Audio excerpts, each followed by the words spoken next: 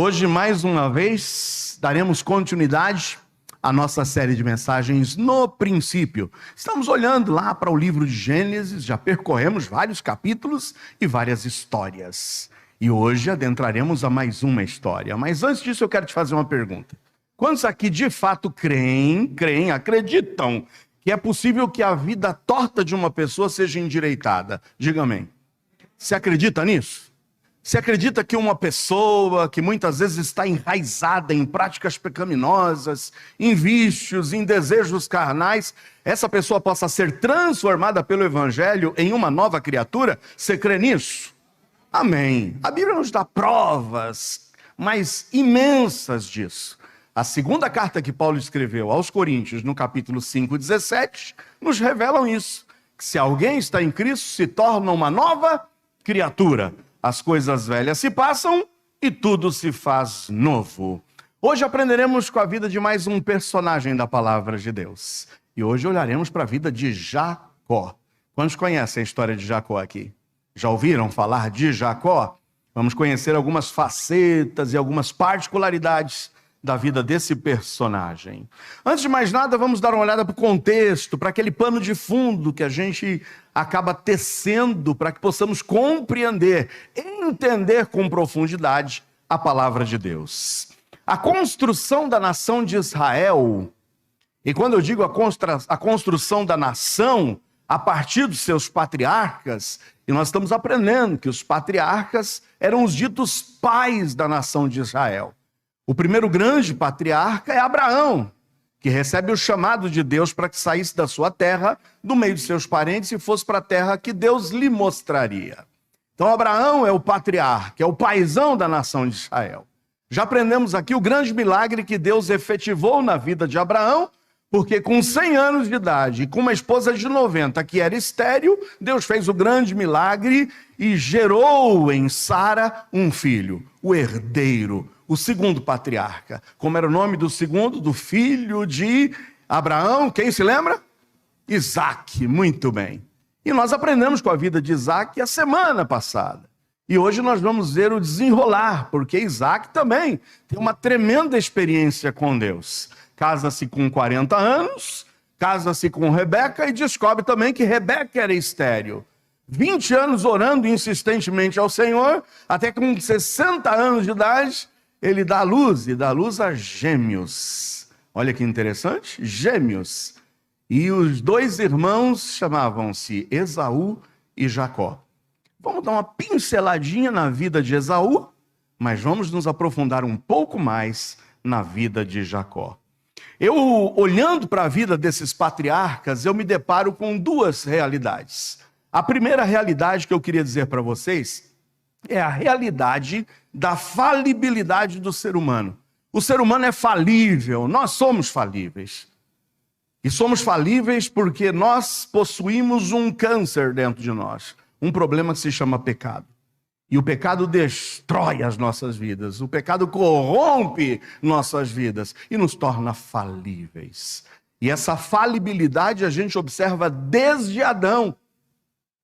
A geração de Adão, Caim e Abel, a continuidade da geração a partir de Sete.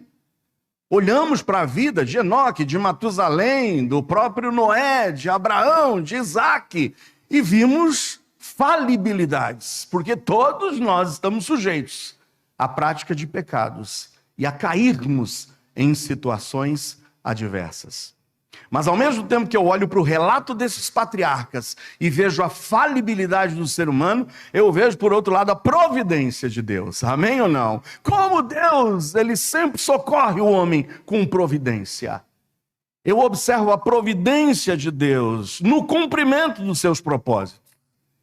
E essa providência de Deus no cumprimento dos seus propósitos vem atuar na vida do ser humano, desde que, 2 pontos, haja no ser humano a disposição de mudança de vida. Em uma palavra que deveria fazer parte do nosso vocabulário diário, arrependimento. Arrependimento.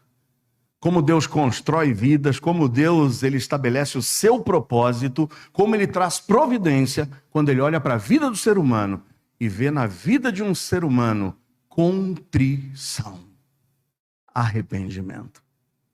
Olha, Deus não usa rebeldes. Deus não usa rebeldes, nem ainda tampouco se são rebeldes contumazes. Aqueles que insistem na prática dos seus pecados. Deus não usa esses rebeldes. Mas Deus usa pecadores, sim. Mas pecadores arrependidos e pecadores contritos. Olha para a vida de Saul, rebelde, contumaz. Olha para a vida de Davi, pecador, porém contrito. Reconhecia as suas falhas, reconhecia os seus erros, arrependia-se, pedia perdão a Deus e mudava de vida. Olha para a vida de Acabe, um dos grandes reis de Israel, grande no seu poderio, porém frágil, pecador, contumaz, desobediente, rebelde. Mas olha para a vida de Ezequias, que recebe um decreto da parte de Deus: olha, ajeita a tua casa porque você não passa de hoje. Ele pede perdão a Deus, ele apela a Deus, ele se arrepende. E Deus é gracioso com ele, dando mais tempo de vida para ele. Olha para a vida de Judas. Olha para a vida de Judas, contumaz, rebelde, traidor. Andou com o mestre, traiu o mestre. Mas olha para a vida de Paulo, perseguidor, pecador, assassino. Porém contrito, arrependido, se torna num grande homem de Deus, vaso escolhido, para que pudesse alcançar os gentios com a palavra de salvação.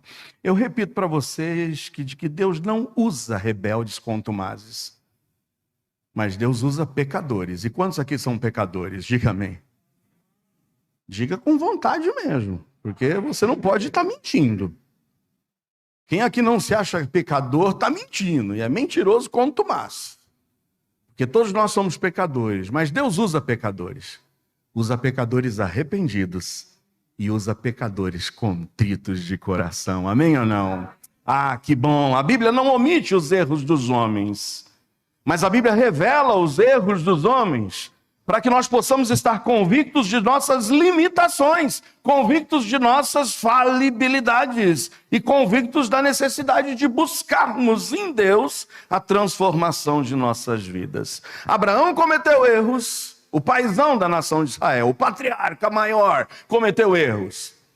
Isaac, o seu filho, cometeu erros. E seria uma surpresa aqui se eu dissesse para vocês que Jacó, que é o terceiro patriarca, não houvesse cometido erros. É claro que cometeu. Somos falíveis, somos pecadores. A história de Jacó é uma história conturbada desde o seu nascimento, quando ele e Esaú guerreavam no ventre de sua mãe Rebeca. Abra sua Bíblia, Gênesis capítulo 25. Vamos fazer a leitura inicial nos versículos 22 a 28. Gênesis 25, 22 a 28.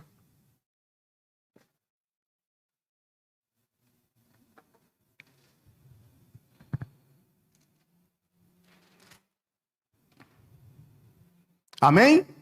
Amém. E os filhos lutavam dentro dela. Dela quem? Rebeca. Então disse, Rebeca pergunta ao Senhor, se assim é, por que sou eu assim? E foi perguntar ao Senhor. E o Senhor lhe disse, 2 nações há no teu ventre, e 2 povos se dividirão das tuas entranhas. Um povo será mais forte do que o outro povo, e o maior servirá ao menor. Olha, grifa isso, o maior servirá ao menor. E cumprindo-se os seus dias para dar à luz, eis gêmeos no seu ventre. E saiu o primeiro ruivo, todo como um vestido de pelo. Por isso chamaram seu nome Esaú, e depois saiu o seu irmão, agarrado a sua mão ao calcanhar de Esaú. Por isso se chamou o seu nome Jacó. E era Isaque da idade de 60 anos quando os gerou. E cresceram os meninos, e Esaú foi homem perito na caça, homem do campo, mas Jacó era homem simples, habitando em tendas. E amava Isaque a Esaú, porque a caça era de seu gosto, mas Rebeca amava a Jacó. Nós temos aqui o relato do nascimento dos gêmeos de Isaac e Rebeca. Esaú, o primogênito, o maior. Jacó, o menor. Uma particularidade a gente observa aqui é que havia uma luta dentro do ventre de Rebeca, e Rebeca via aqueles dois meninos se engalfinhando ali dentro dela, e vira para cá e vira para lá, e ela diz: meu Deus do céu, o que é isso aqui que está acontecendo no meu ventre? Você, minha amada, que já gerou um filho no seu ventre, você deve se recordar quando começava a mexer, né? Eu me recordo, irmãos, como eu ficava admirado quando eu olhava para o barrigão de Dona Cida e via ali, às vezes, eu não sei se era o cotovelo das meninas que passavam por ali. Você até se assustava, parece que tinha uma cobra ali dentro, né? E aí eu gostava de ficar ali encostado na barriga dela, de repente vinha um chute. Pum! Aí você, uau, já está conhecendo o papai. Sei lá, né? Pai é tudo besta assim mesmo. Eu falo, deve estar me conhecendo, deve estar ouvindo a minha voz. Mas eu sei que era uma briga tremenda aqui dentro do ventre de Rebeca. Ela pergunta: Senhor, o que é isso? Olha, tem duas nações aí. Eu já estou te revelando, você vai dar à luz a duas nações. Mas Deus, por sua presciência, ou seja, Deus, pelo seu poder e sua onisciência, já revela a Rebeca: olha, Rebeca, duas nações estão saindo do seu ventre, e eu já vou te dizer, vou te adiantar, vou te dar aqui um spoiler, Rebeca: o maior servirá ao menor. Isso é muito esquisito, porque normalmente na cultura judaica, o primogênito tinha ali algumas vantagens. O primogênito, de fato, é aquele a quem o pai confiaria a continuidade da família. Então aqui Deus já está revelando a Rebeca: o maior servirá o menor. Por que será que ocorreu isso nessa família?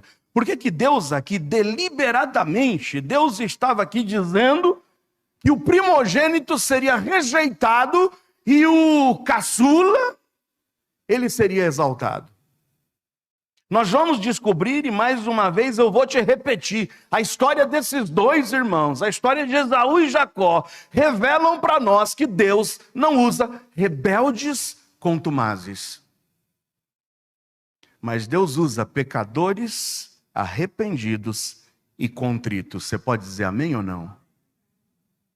O que a gente vai perceber na vida desses dois irmãos, um rebelde contumaz, o outro pecador, sim, mas arrependido e contrito.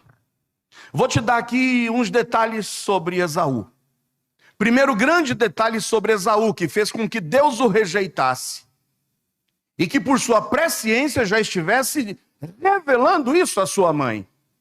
Eu sei o final da história, Rebeca. E o maior será rejeitado e servirá o menor. Sabe por quê? Porque Esaú despreza as tradições. Esaú despreza os conselhos. E Esaú despreza as bênçãos divinas. O que a gente vai olhar na vida de Esaú é um jovem rebelde, contumaz e que despreza as bênçãos e os conselhos de Deus. Ele não dá a mínima, faz pouco caso daquilo que Deus lhe diz. Veja o que diz no capítulo 25 ainda de Gênesis, nos versículos 29 a 34. No capítulo 25, a partir do versículo 29, diz assim: Jacó cozera um guisado. Olha o Masterchef aqui. Jacó fez um guisado e veio Esaú do campo. Estava como? Cansado. E disse Esaú a Jacó: deixa-me, peço-te, comer desse guisado vermelho, porque eu estou cansado. Por isso se chamou Edom, relacionado a esse desejo, a esse cansaço. Então disse Jacó aproveitando dessa preguicinha do seu irmão, desse desprezo que Esaú tinha para com as coisas divinas, ele lhe faz uma proposta, e uma proposta indecente. Vende-me hoje a tua primogenitura? Que tal, Esaú, você me vender o teu direito de primogênito, o direito de ter primazia sobre a nação? Que tal você me vender isso? E disse Esaú: eu estou a ponto de morrer, para que me serve essa primogenitura? Ai, que exagero, né? cansadinho, tô morrendo. Você já ouviu alguns dos teus filhos, quem sabe aí? Para fugir do trabalho, tô morrendo. Ai, que dor, meu Deus do céu. Mãe, você está duvidando? Eu tô mal. Tá me faltando a respiração. Tô morrendo. Para que eu quero lá primogenitura? Quanto você quer por esse guisado aí? Quanto que você quer por esse ensopado de lentilhas? A tua primogenitura. Então disse Jacó, 33, jura-me hoje, e jurou-lhe, e vendeu a sua primogenitura a Jacó. Jacó espertão, assina aqui o documento. Assinou, né? Tá joia. Abriu mão do teu direito, né? Abriu mão da tua primazia. Pega aí. Jacó deu pão a Esaú, deu o guisado de lentilhas, e ele comeu, bebeu, se lambuzou. Não, isso aqui eu estou acrescentando, tá? E levantou-se e saiu. E olha aqui, grifa isso. Assim o quê? Desprezou Esaú a sua primogenitura. Deus sabia do coração desse jovem, rebelde, contumaz. Alguém que desprezava as tradições, alguém que desprezava os conselhos, alguém que não estava nem aí para a bênção divina. Eu quero é satisfazer o desejo da minha carne agora. Eu quero essas lentilhas. E abre mão da sua bênção. Quer mais alguma coisa sobre Esaú? Esaú não considerava o conselho dos seus pais. Esaú não dava a mínima para o que os seus pais pensavam. Esaú não estava nem aí para o que Isaac e Rebeca os aconselhavam. Principalmente com relação aos seus relacionamentos. Olha o que diz em capítulo 26 de Gênesis, versículos 34 e 35. Gênesis 26, 34 e 35. Ora, sendo Esaú da idade de 40 anos, já tenho 40 anos, o que meu pai e minha mãe querem me dar conselho? Eu sou dono do meu nariz. Tomou por mulher a Judite, filha de Beeri, Eteu, e a Basemate, filha de Elon, Eteu. Sabe o que isso quer dizer? É que ele estava pretendendo agora se relacionar e casar. E sabe onde ele vai buscar? Entre os ímpios. Nas nações pagãs. Traduzindo hoje, vai buscar no mundo. 35. O que isso trouxe para Isaac e Rebeca? Estes foram para Isaac e Rebeca uma o quê? Amargura de espírito. Ô filho, a gente recebeu uma promessa de Deus. Deus quer fazer da gente um povo santificado, um povo para abençoar os outros povos. Ô filho, você vai buscar mulher no mundo. Faz isso não, filho. Mas isso se torna amargura de espírito para os seus pais. Mais para frente, como se não bastasse esse ato e esse evento, quando ele descobre que fora enganado por seu irmão Jacó, enganado não, ele vendeu porque quis. O irmão fez a proposta, quer me vender teu direito de primogenitura? Está aqui a sopinha de lentilha para você. É tão gostoso assim lentilha, gente, para você vender um direito de herança, um direito de, sabe, de primazia, de primogenitura. Mas olha, o Jacó devia cozinhar muito bem mesmo. Quando ele descobre que foi enganado, olha a atitude dele. Gênesis 28, 6 a 9. Gênesis 28, 6 a 9. Vendo, pois, Esaú que Isaque abençoara Jacó e o enviara a Padã Arã para tomar mulher dali para si, porque Isaque e Rebeca aconselharam o seu filho. Olha, filho, nós sabemos, agora reconhecemos, você errou, você enganou teu irmão, mas a gente não pode agora voltar atrás. Se o teu irmão te deu o direito aí, então vá em paz, só que faça um favor para nós. Já que é de ti que o Senhor construirá a nação, vá buscar mulheres entre o nosso povo. Vá buscar mulheres que sejam tementes ao nosso Deus. E Jacó foi. Obedeceu aos pais. 7 do capítulo 28. E que Jacó obedecer a seu pai e a sua mãe, e se for a Padã Arã. 8. Vendo também Esaú que as filhas de Canaã eram más aos olhos de Isaque, seu pai. Agora nota. Os seus primeiros relacionamentos trouxeram para o seu pai e para sua mãe amargura. E agora deliberadamente o rebelde, o contumaz, sabendo que se ele fosse buscar mulheres entre o povo de Canaã, isso seria mal aos olhos do seu pai, que fez Esaú? Versículo 9.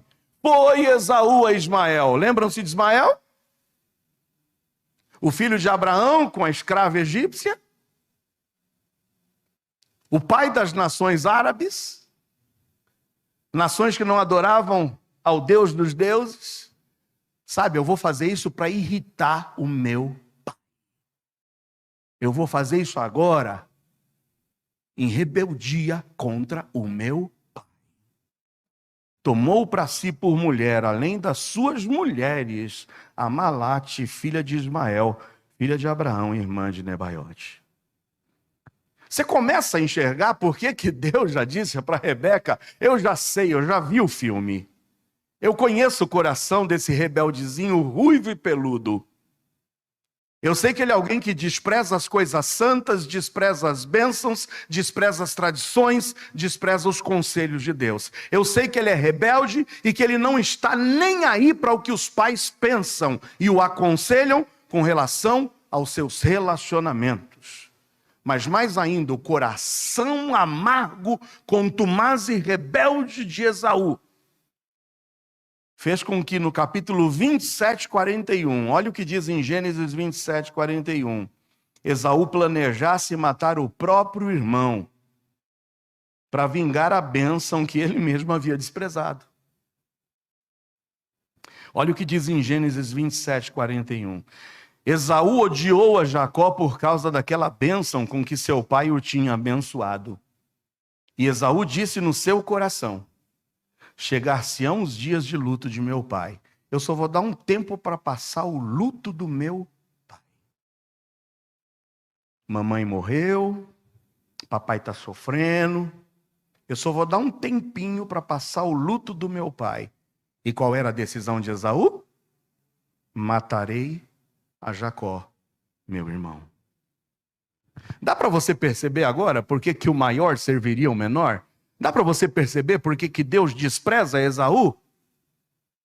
E ele olha para Jacó, ainda que Jacó tivesse enganado seu irmão, tivesse usurpado uma bênção que não era dele. Mas você consegue perceber porque Deus de cara já rejeita Esaú e está disposto a dar uma oportunidade para o menor ao invés de para o maior? Mais uma vez eu repito para você. A história de Esaú apresenta um jovem rebelde, desobediente, displicente, dissimulado. E nos comprova realmente que Deus não usa rebeldes contumazes, mas Deus usa pecadores. No entanto, pecadores arrependidos e contritos. Amém ou não? Deus quer te usar, meu amado. Ainda que você seja um pecador. Mas o que o Senhor quer olhar no teu coração é contrição. É arrependimento. Será que você não se encaixa aqui no protótipo de um Esaúzinho? Rebelde, desprezando as bênçãos de Deus, não valorizando as tradições, não valorizando o conselho dos teus pais com relação aos relacionamentos, insistindo em seguir o desejo da tua carne, se relacionando com pessoas que não têm o que acrescentar, mas têm o que roubar da tua vida. Será que não tem no seu coração o ódiozinho de Esaú aí? Para com o teu irmão? E eu não digo nem o teu irmão de sangue, mas quem sabe o teu irmão em Cristo. Porque quando a gente odeia o nosso irmão e deseja que o nosso irmão seja riscado do nosso mapa, fulano morreu para mim, é como se de fato nós o houvéssemos matado. Deixa Esaú de lado agora. Vamos para Jacó? Sabemos que Jacó, após comprar a primogenitura de seu irmão, foi ajudado por sua mãe a enganar o seu pai Isaque. Lembra? Ele era o queridinho da Rebeca. E Rebeca estava disposta a ajudar-lhe. Bom, você já tem o juramento, você já tem o documento assinado pelo teu irmão de que ele te abriu mão da sua primogenitura. Só falta agora você receber a bênção do pai. O pai já está meio cego, não está enxergando direito, não está ouvindo direito. Então vamos disfarçar você muito bem. Você é pelado, o teu irmão é peludo. Eu fico olhando para o meu braço, talvez seja o braço de Jacó, né? Como é que eu faço para enganar agora? Bota ali uns pelinhos de cabra, deixa aquele cheiro de caça na tua roupa, bota uma barba postiça e chega perto do teu pai. Quando chegou perto, o Isaque já sentiu aquele cheiro de animal do campo. Eita, filhão, vem cá. E ele, oi, pai. Ué, Isaque, sem enxergar, a voz é de Jacó. Mas vem cá, chega mais perto. Toca no pelo. Ah, não. Mas os pelos são de Esaú. E ele abençoa Jacó como se estivesse abençoando Esaú. Após o plano ser bem sucedido e com a descoberta de Esaú de que seu pai havia dado sua bênção a seu irmão, ao saber que seu irmão desejava matá-lo, Jacó empreendeu fuga. Foi lá para Harã, a terra dos seus pais. A terra de onde veio Rebeca. Lembra quando o servo de Abraão foi buscar esposa para Isaque?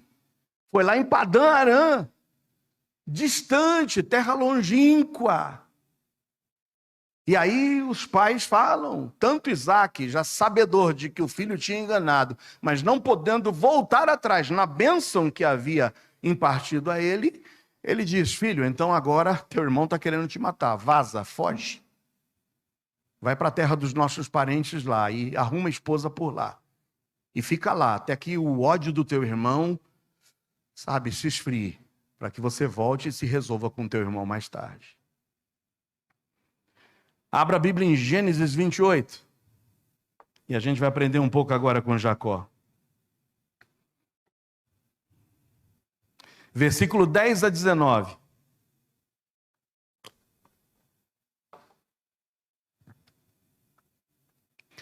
Partiu, pois, Jacó de Berseba e foi a Harã. E chegou a um lugar onde passou a noite, porque já o sol era posto. E tomou uma das pedras daquele lugar e a pôs por seu travesseiro e deitou-se naquele lugar. Ele estava no meio do nada, sozinho, fugindo do seu irmão. E no meio do nada, quando já estava caindo a noite, ele resolve deitar, e não tinha nada, não tinha sequer um travesseiro. Ele coloca uma pedra por almofada. E ele deita em cima daquela pedra. 12. E ele sonhou. E sonhou com uma escada posta na terra, cujo topo tocava nos céus. E eis que os anjos de Deus subiam e desciam por ela.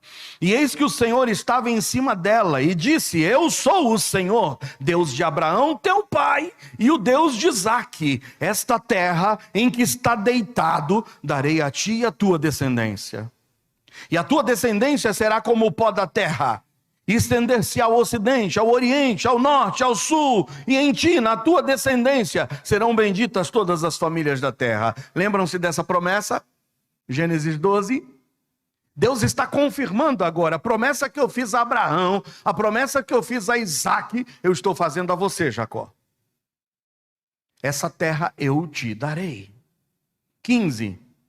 Eis que estou contigo e te guardarei por onde quer que fores, e te farei tornar a essa terra, porque não te deixarei até que haja cumprido o que te tenho falado.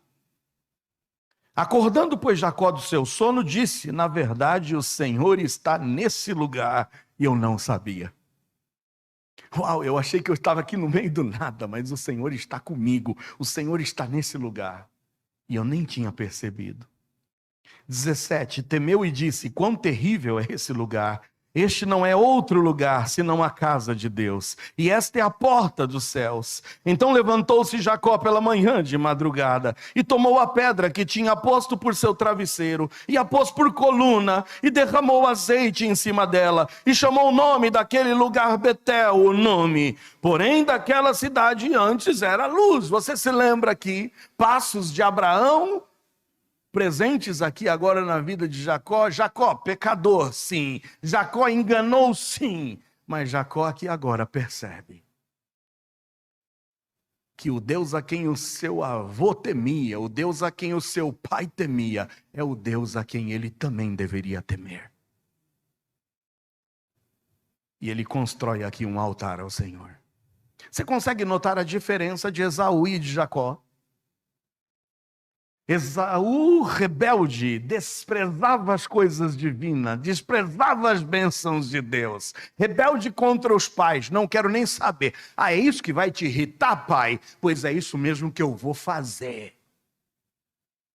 E o ódio era tão grande a ponto de querer matar o seu irmão. Aqui nós vemos um pecador fugitivo, mas reconhecendo que o local onde ele estava era um local onde Deus estava se revelando a ele, e ergue a Deus um altar em adoração ao nome desse Deus.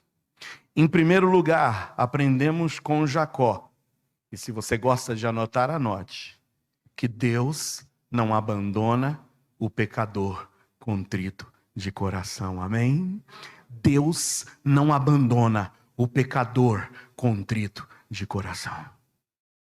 Deus não usa rebeldes contumazes, mas Deus não abandona jamais o pecador arrependido e contrito de coração.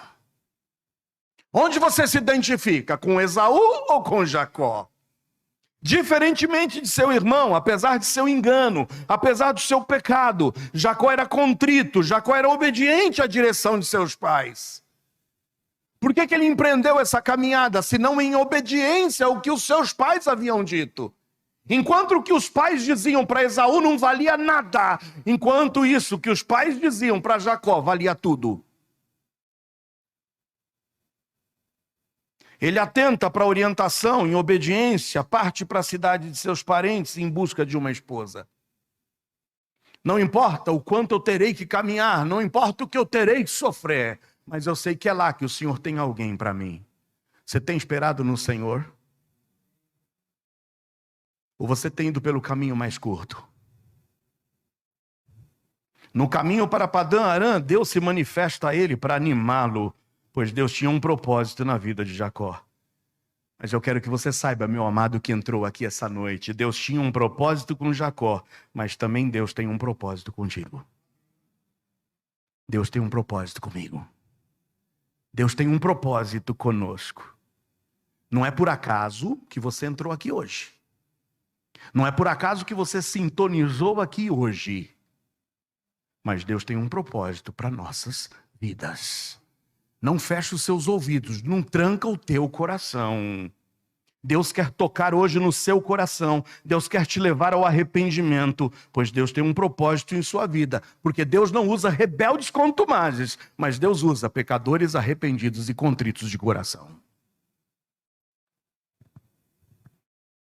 Deus há de cumprir cada um dos seus propósitos em nossas vidas, porque agindo Deus, ninguém impede. Aleluia.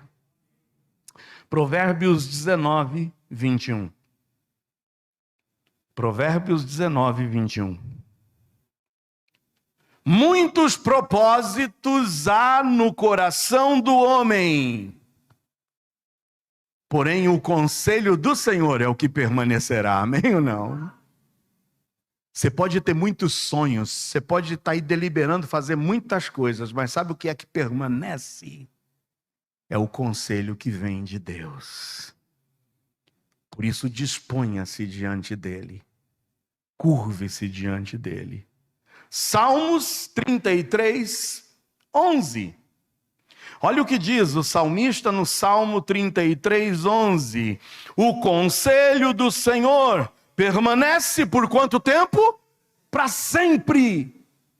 os intentos do seu coração de geração em geração. Deus se revela a Jacó no meio do nada, numa terra seca, numa noite, sem nem ter onde reclinar, deitado em uma pedra, num lugar inóspito. Deus se revela a Jacó. E ele tem uma visão de uma escada, anjo subindo, descendo, a porta aberta no céu. E ele reconhece, Deus está aqui comigo no meio do nada. Eu quero que você saiba, meu amado, que quando nessa vida você estiver se sentindo sozinho, fugindo, quem sabe todas as portas fechadas diante de você, quem sabe sentindo no seu coração o peso dos teus pecados, eu quero que você tenha a plena convicção de que Deus não abandona os pecadores quando arrependidos e contritos em seu coração. Amém ou não? Deus está conosco. Ele não abandona os pecadores quando arrependidos e contritos em seu coração. Jamais ele abandona os seus. E é lá no meio do nada que Jacó tem esse tremendo encontro com Deus. Salmos 51, 17. Olha o que diz o salmista no Salmo 51, 17. Os sacrifícios para Deus são o espírito quebrantado, porque a um coração quebrantado e contrito não desprezarás, ó Deus, aleluia. Somos pecadores, somos falíveis. Mas quando nos arrependemos e o Senhor observa o nosso coração contrito, pesaroso para com Ele, o Senhor não nos abandona. Isaías 57, 15. Amo esse versículo. Isaías 57, 15. Porque assim diz o alto e o sublime, que habita na eternidade, e cujo nome é santo. Num alto e santo lugar habito, como também com o contrito e abatido de espírito. Para quê? Para vivificar o espírito dos abatidos e para vivificar o coração dos contritos. Eu afirmo para vocês com toda a certeza do meu coração, Deus não usa rebeldes contumazes, mas Deus nunca abandona um pecador contrito de coração. Deus não te abandona. Ele sonda o nosso coração e Ele sabe de fato onde é que está o nosso coração.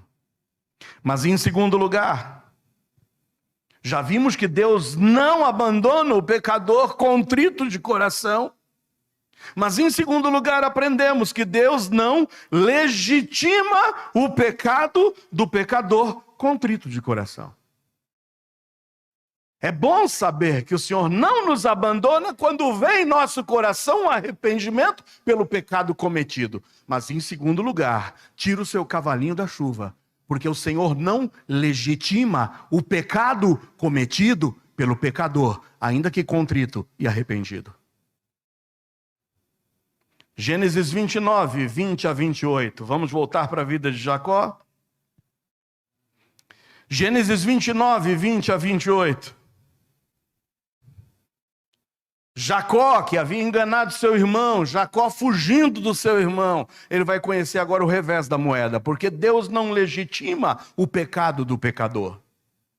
Deus perdoa o pecador, mas não torna legítimo o pecado cometido pelo pecador. Assim serviu Jacó 7 anos por Raquel.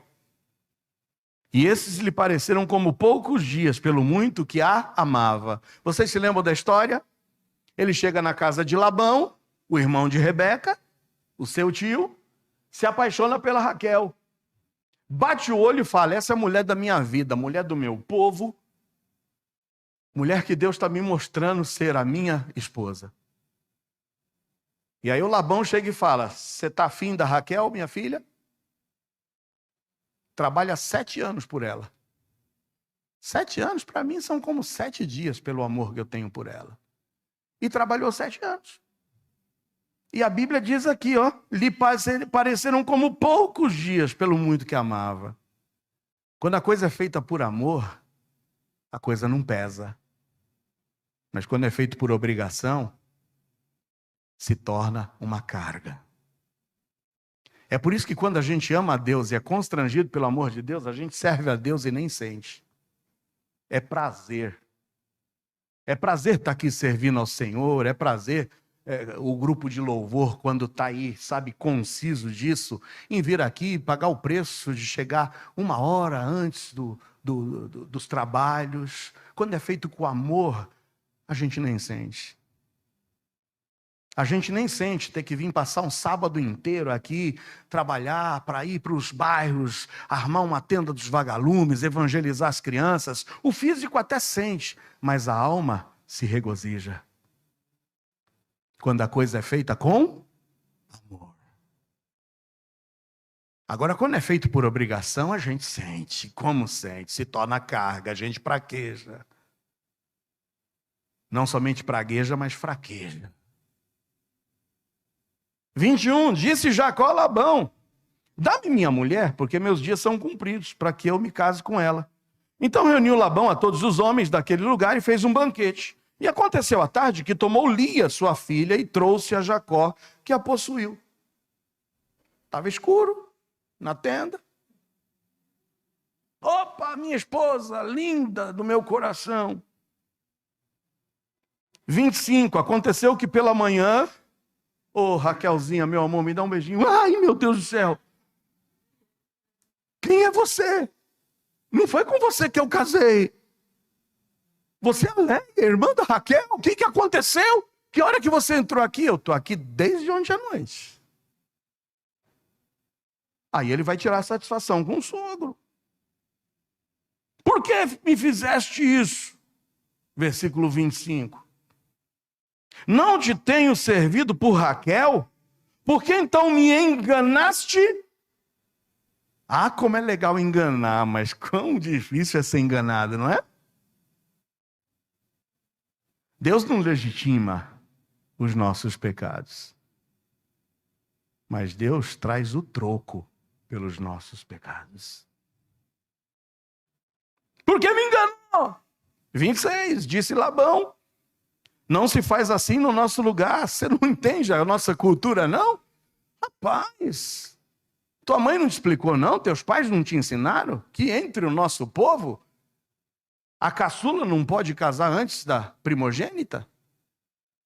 Imagina aí vocês que são irmãos, se isso valesse até hoje. Para a segunda ou para o caçula casar, o primeiro tem que casar primeiro, e você olha para o primeiro e fala, ele não quer casar, como é que é? Eu não vou poder casar então? É assim no nosso povo, rapaz. Agora, se você quer levar a Raquel também, você vai ter que trabalhar agora mais 7 anos por ela. Os 7 anos já está valendo. Mas você tem que pagar agora os 7 anos para levar a Raquel também. Cumpre a semana desta, e então te daremos também a outra, pelo serviço que ainda outros 7 anos comigo servires. E Jacó fez assim, cumpriu a semana de Lia, então lhe deu por mulher Raquel, sua filha. Trabalhou quantos anos, irmãos? 14 anos. Levou a caçula, mas levou a mais velha também. Cultura, hein? Não vai pensando nisso aí não, hein? Isso não está valendo para hoje não, tá? Isso não está valendo nos nossos dias não. Jacó em fuga e abrigando-se na casa de Labão, conhece o revés da moeda. Toda moeda tem 2 lados. Ele enganou seu irmão e agora ele é enganado por Labão. Sabe por quê? Porque Deus perdoa o pecador, mas Deus não legitima o pecado. Nós sofreremos a consequência de nosso pecado. Você pode dizer amém ou não? Sabia disso? Ah, Senhor, me perdoa do meu pecado. E as consequências, como é que ficam? Tu vai ter que sofrer as consequências do teu pecado. Você roubou seu patrão? Pediu perdão a Deus? Ô, Senhor, me perdoa. E vai sair gozando com dinheiro roubado? Não. Ah, Senhor, eu tive uma queda, traí meu esposo, traí minha esposa. Mas sabe, foi uma porta que Deus abriu, minha esposa não ligava para mim, mas Deus, sabe, colocou essa outra pessoa diante de mim, presente de Deus. Não, Deus não legitima o pecado. De jeito nenhum. Lembram de Davi e Betseba? Isso custou a vida de quem? Do filho de Betseba. Uma certa vez, um irmãozinho de uma outra igreja, de uma outra localidade, para você não ficar pensando quem é o fulano, será que é daqui? Eu começo dizendo, há muito tempo atrás, o irmãozinho se meteu a dizer que ele sabia fazer determinado ofício, sem que ele não dominasse o determinado ofício, mas fez propaganda, inclusive. E conseguiu um serviço para fazer aquilo que ele disse que era expert em fazer. Resumindo a história, ele fez uma desgraça. O fulano que tinha contratado o serviço dele, ele falou, não, você vai ter que me devolver o dinheiro. Não foi isso que eu contratei. O que é isso? Dá uma olhada nessa parede. Cadê o prumo? Cadê o nível disso aqui? Não, a gente tira isso tudo depois na massa. Não, dá licença. Que na massa o quê? Eu vou gastar quanto aqui de massa para você me botar nível nisso aqui? Não, para tudo. Me devolve o dinheiro e tudo que eu te dei. Não. Foram para a justiça. Resumindo. Lá na justiça, o irmãozinho, que meteu a dizer que fazia o que não sabia fazer, chegou para o juiz. E o juiz disse, olha, eu te condeno a indenizar e a pagar tanto, X para o fulano. Ele falou, não vou pagar. Rapaz, é o juiz falando, por que você não vai pagar? O senhor nunca leu o que está escrito na Bíblia? A Bíblia diz em Romanos 8:1, agora, pois, nenhuma condenação há para os que estão em Cristo Jesus. Eu sou um servo de Deus e nenhuma condenação há para os filhos de Deus. Vai trabalhar, vagabundo. Vai pagar o que você deve. Deus não legitima o pecado. Ele perdoa o pecador, mas não legitima o pecado. Então eu quero que você aprenda, irmão, em nome de Jesus, que Deus não usa rebeldes e contumazes. Você está a par disso? Você pode dizer amém? Reconheço, Deus não usa rebeldes e contumazes. Mas Deus está sempre perto. Deus sempre está pronto a atender o pecador arrependido e contrito. Amém ou não? Amém, porque nós nos encaixamos aí. Mas em segundo lugar, o fato de Deus te acolher, o fato de Deus estar perto de você, o fato de Deus perdoar o pecador arrependido e contrito de coração, não legitima o seu pecado. Nós teremos que pagar a consequência dos nossos pecados. E não tem reza braba, não tem campanha para se fazer. Você pode subir monte, você pode acender vela, você pode fazer procissão de joelhos. Mas aquilo que a gente vai ter que colher daquilo que a gente plantou, ninguém vai colher por nós. Amém ou não? Pensa muito bem nas decisões que você está tomando. Pensa muito bem nos caminhos que você está trilhando. Porque Deus nunca legitimará o pecado do pecador, ainda que contrito de coração. E por último, o pecador contrito de coração, ele restaura a relação com quem ele feriu.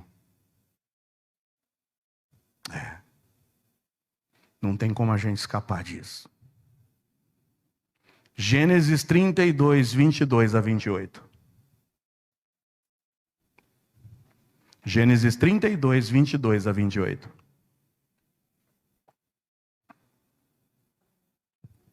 E levantou-se aquela mesma noite e tomou as suas duas mulheres.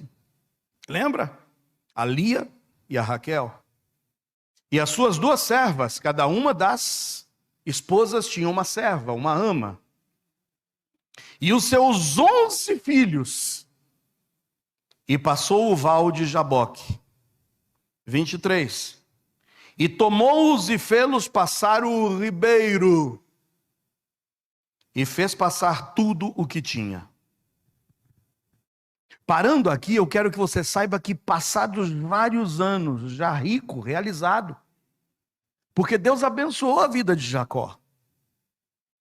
Jacó tinha suas qualidades, era um bom negociante. Jacó, arrependido diante de Deus, contrito, foi abençoado, mesmo sendo enganado por Labão. Mas sabe, uma coisa que jamais Jacó tinha no seu coração, a paz de saber que ele não podia encarar o seu irmão por aquilo que ele havia feito com Esaú. Jacó tinha consciência de que teria que cumprir o propósito de Deus. E para isso ele teria que voltar para sua terra. Lembra? A caminho de Harã, Deus se manifesta na visão da escada e diz: essa terra aqui eu vou dar para você, como eu prometi aos seus pais. Por mais que ele estivesse sendo abençoado na terra de Labão, ele sabe: eu tenho que voltar para o meu lugar. E não adianta, irmãos. Nós teremos que, em determinado momento de nossas vidas, tomarmos as decisões que precisam ser tomadas. Ainda que isso doa.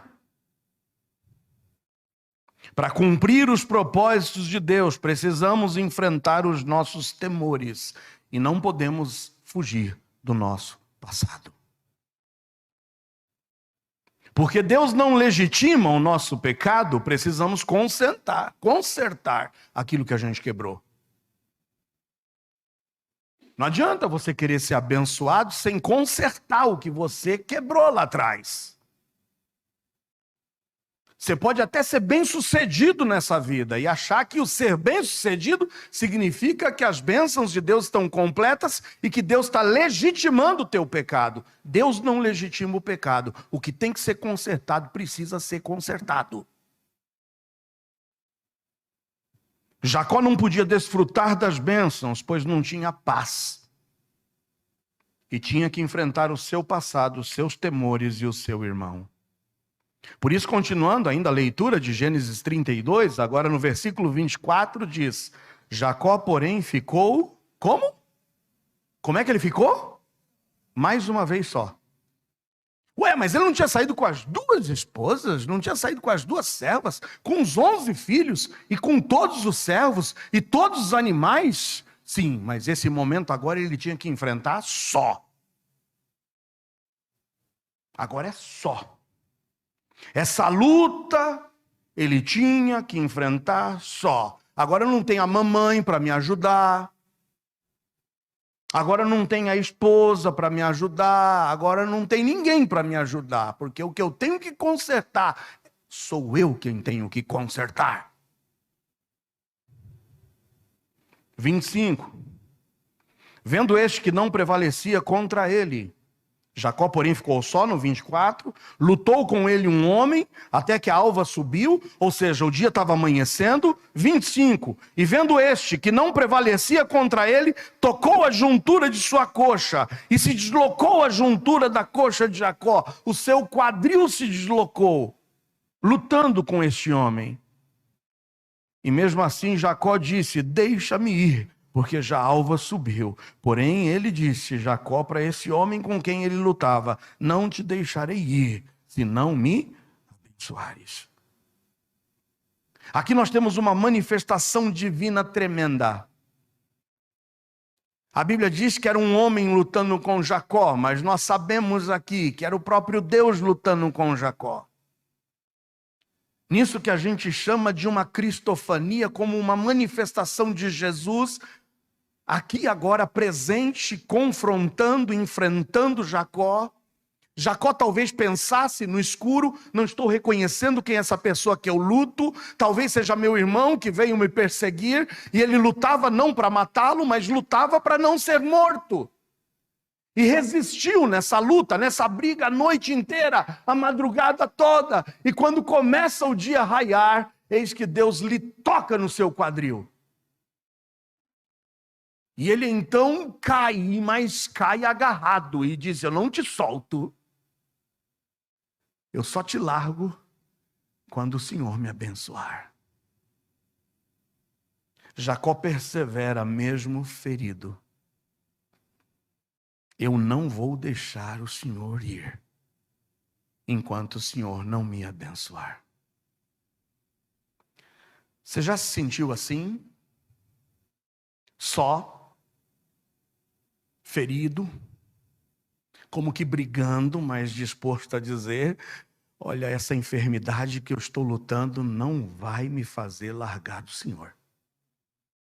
Ah, não é essa fome que eu estou passando agora, não é esse desemprego que me afligiu agora, não é essa traição que eu enfrento agora, não é essa tristeza, essa angústia que eu estou passando agora que vai me afastar. Eu posso estar ferido, eu posso estar desconjuntado, mas eu não te largo, ó Deus, por nada desse mundo. Você está disposto a dizer isso ou não?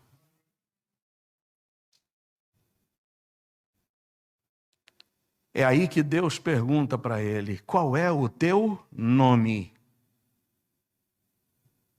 Lembra quando Isaac, o paizão, estava cego, quase surdo, enfermo, prestes a morrer? Chega aqui. A voz é de Jacó. Qual é o seu nome? O que Jacó disse para o pai para enganá-lo? Esaú.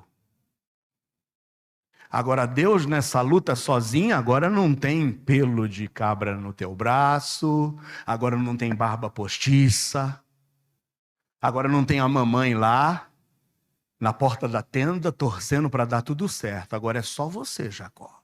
Mas eu quero ouvir da tua boca agora: qual é o seu nome? E não adianta tentar me enganar.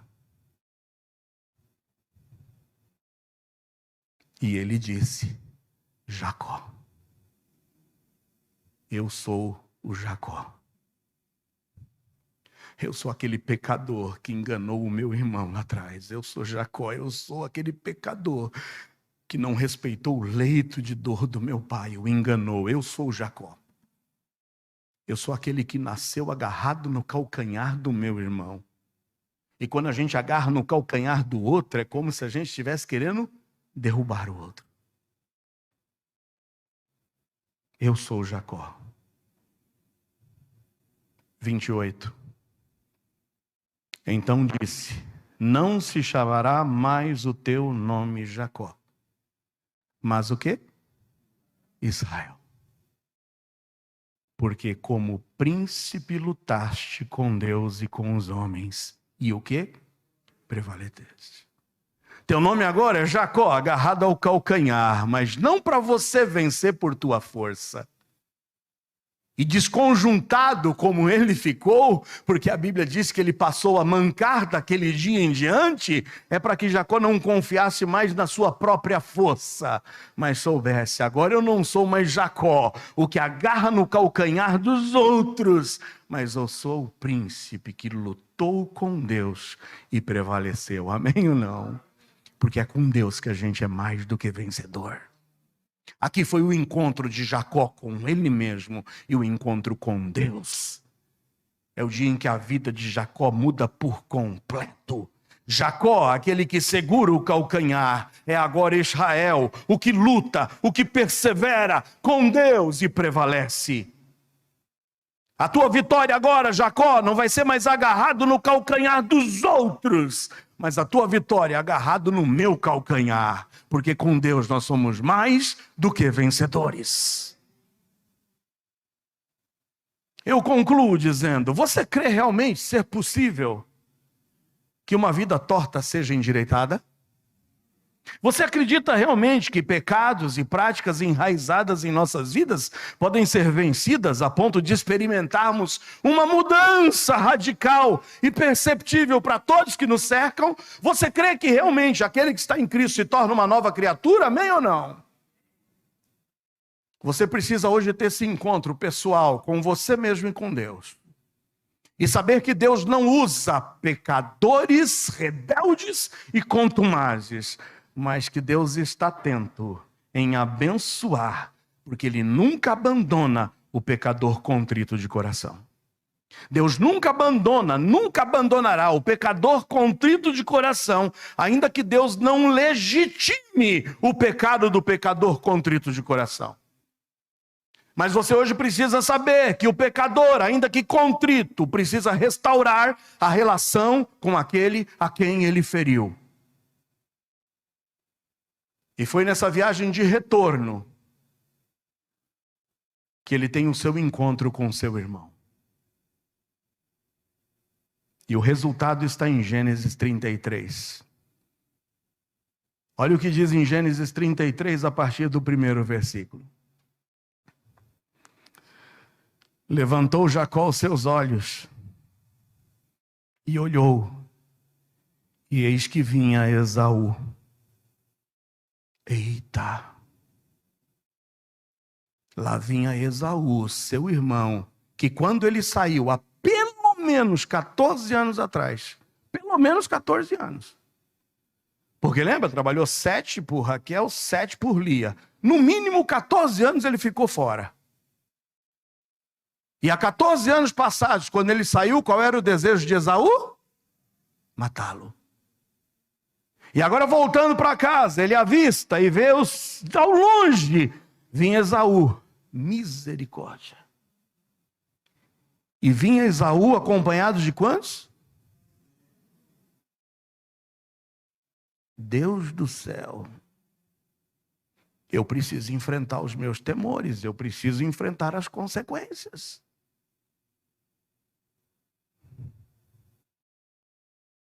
Repartiu os filhos entre Lia e Raquel e as 2 servas. Pôs as servas e seus filhos na frente, colocou a Lia e seus filhos atrás, porém a Raquel e José os derradeiros. Só que, peraí, não são os meus filhos e as minhas esposas que vão enfrentar isso. Quem tem que enfrentar sou eu. Ele poderia tentar enganar, coagir, tentar o perdão do seu irmão jogando com as crianças. Tenha piedade das crianças. Não, mas a Bíblia diz. 3. Ele mesmo passou adiante deles. E que fez ele? Inclinou-se à terra 7 vezes. Até que chegou a seu irmão. Ah, meus amados, Deus jamais abandona um pecador contrito de coração. Deus não legitima o pecado do pecador, ainda que contrito de coração. Mas Deus exige que a gente restaure a nossa relação com aquele a quem a gente feriu. E quando a gente é contrito de coração e arrependido, quem faz a obra é Deus. Porque agora não é mais Jacó tentando agarrar o calcanhar para prevalecer, mas agora é o Israel sabendo que ele ganharia essa luta com Deus. 4. Então Esaú correu-lhe ao encontro e fez o quê? Abraçou-o, lançou-se sobre o seu pescoço e beijou-o e choraram. Você crê que isso pode acontecer contigo? Amém ou não? Tem alguém a quem você feriu? Tem alguém que te feriu? Como é que você vai ganhar essa briga? Como é que você vai ganhar essa luta? É enganando? É agarrando o calcanhar? Ou é se entregando a Deus e confiando nele? Depois levantou seus olhos, viu as mulheres, os meninos e disse: quem são estes contigo? Ele disse: os filhos que Deus graciosamente tem dado a seu servo.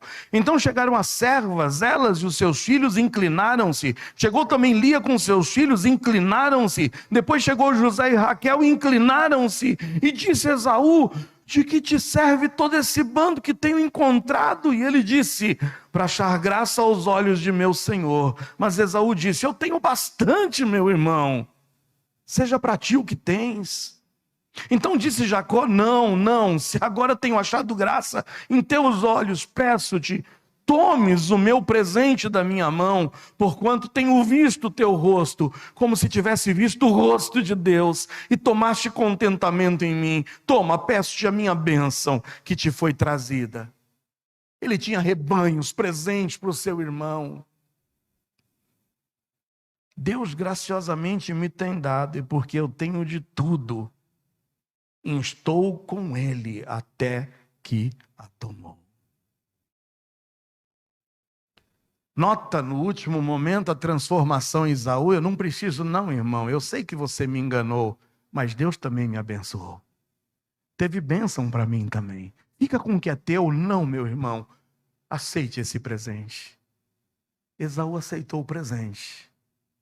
E os irmãos viveram felizes. Até que nós vemos os dois irmãos presentes no sepultamento do próprio pai. A união voltou para essa casa. A harmonia voltou para essa família. Tudo porque Deus jamais abandona o contrito de coração.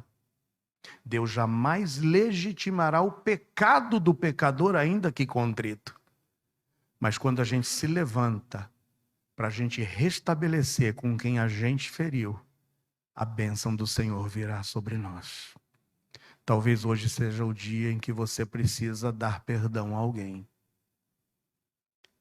Talvez hoje seja o dia em que você precisa enfrentar os teus temores, o teu passado e os teus medos.